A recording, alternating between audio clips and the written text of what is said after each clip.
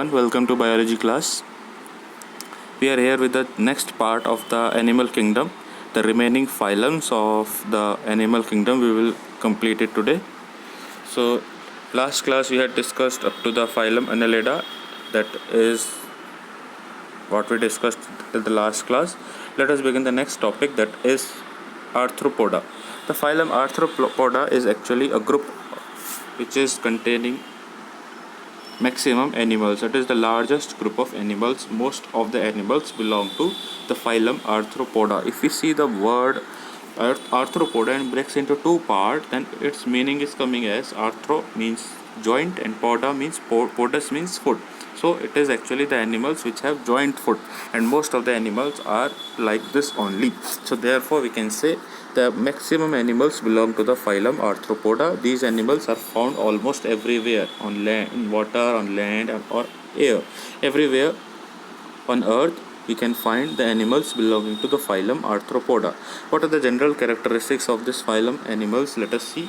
First is they are having segmented body, and it is bilaterally symmetrical, means the left part of the body is similar to the right part, means the body of this animal can be cut equally into two halves, the left and the right half. Next is the body can also be divided into three main regions: the head, the thorax and the abdomen. The top part is head, followed by thorax, and lower part is abdomen. Next is the body of the arthropod has a tough outer hard covering. This tough outer hard layer only is called as exoskeleton. Over the external skin of this animal is very rough, and it is very hard structure. That is what is called as exoskeleton. Already we have discussed they are having joint legs, or we can say they have paired appendages. The legs of these animals are joined together. So this is only about arthropodas. These arthropoda, the phylum Arthropoda, only can be classified. So now we are going to learn the various classes of the phylum Arthropoda, various categories of arthropoda. First one is Crustacea. Crustacea is one of the class that belongs to arthropoda.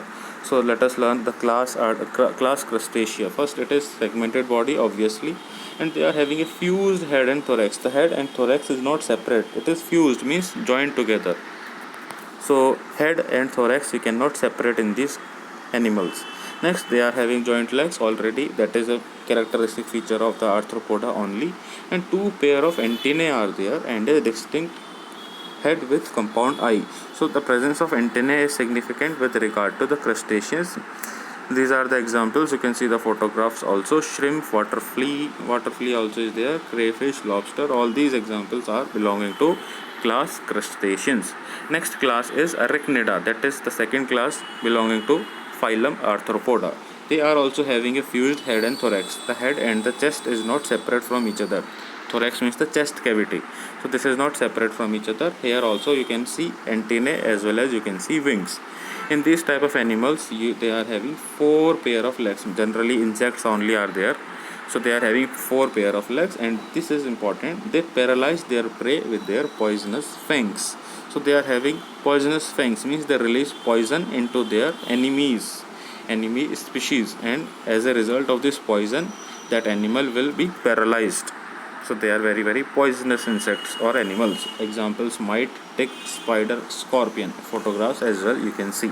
So all these examples you have to learn. This is important to do so. Next class important is regarding the phylum Arthropoda. Is given here Myriapodia. So the body of the Myriapodia can be divided into many segments. Multiple segments are there, and each and every segment is having at least two pair of legs. Two pair means total four. One pair is two legs, so two pairs of legs are there, and they also have a pair of and long flat cylindrical body is there, as you can see in this photograph or the diagram that is given. The body is divided into multiple fragments or segments, and you can see different legs are arising from each of the segment. So these are different legs only, and at the top you can see these are two antennae. The antennae are at the head, and this is all about it. The number of legs can be many, minimum 20 legs or maximum 200 legs also can be there on their single body.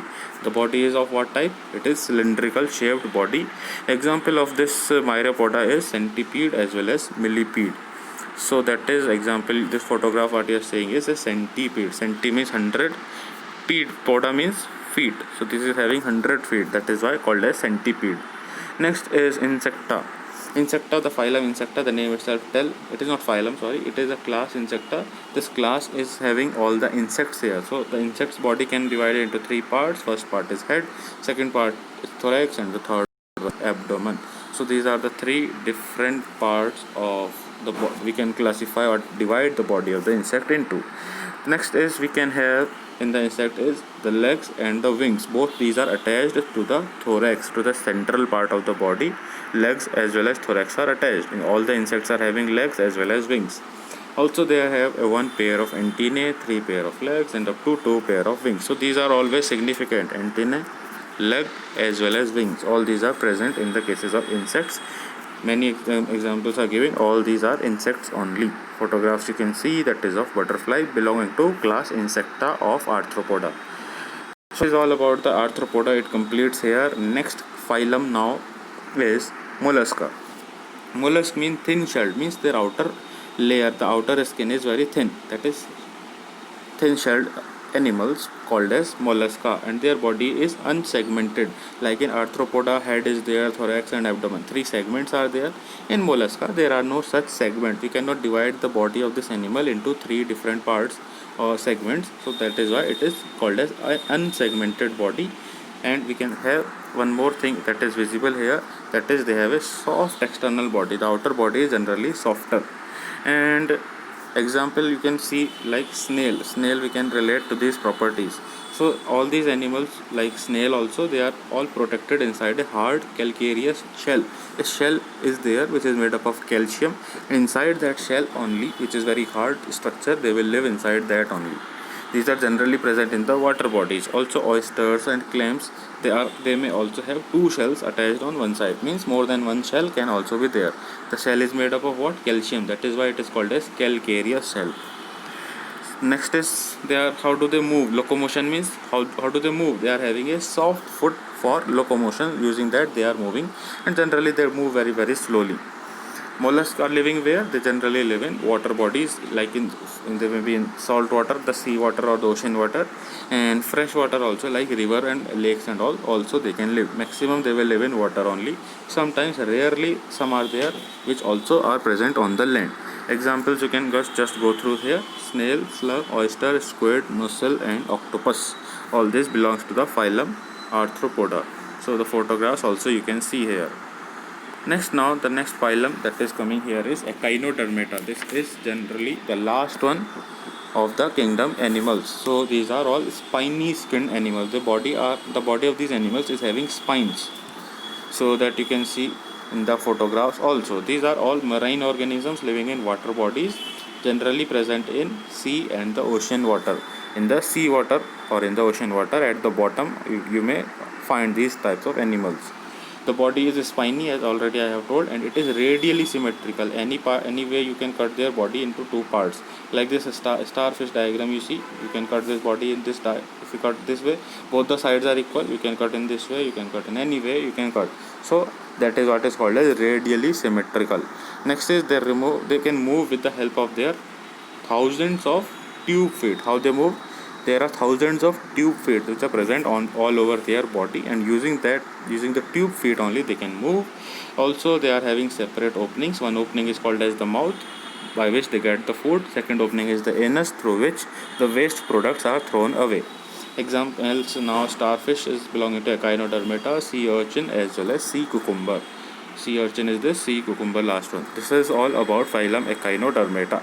So that is all. We have completed all the classifications of the animals. This is a short table, just a summary of what we have studied. The animals can be classified to three major categories on the basis of shape and size: herbivore, carnivore, omnivore. The animals that eat only plants are herbivore, which eat only the flesh of other animals. They are carnivores, and omnivores eat both the plant as well as animals. Examples you can read through. Next is on the basis of reproduction. If the animals are producing eggs, they lay their eggs. They are called as oviparous. If the animals give birth to young ones, they are all viviparous. Examples are given. Next is on the basis of habitat. Based on the place where the animal is living, we can classify them. If the animal lives in water, it is aquatic. If it is living in land, it is terrestrial. If they live on trees, they are called as arboreal, like the monkeys. If they are living in air, they are aerial, like the birds. So example as well as the definition you have to learn. This table is relatively important from exam point of view. So that is all. We have completed the animal kingdom classification. Next video will be the last, that will be having the exercises, the book as well as the notebook work. We will go through that once. Although you would have already gotten the live class, still we will have a video for that also. So that is all for today. We'll wind up for this video. Thank you.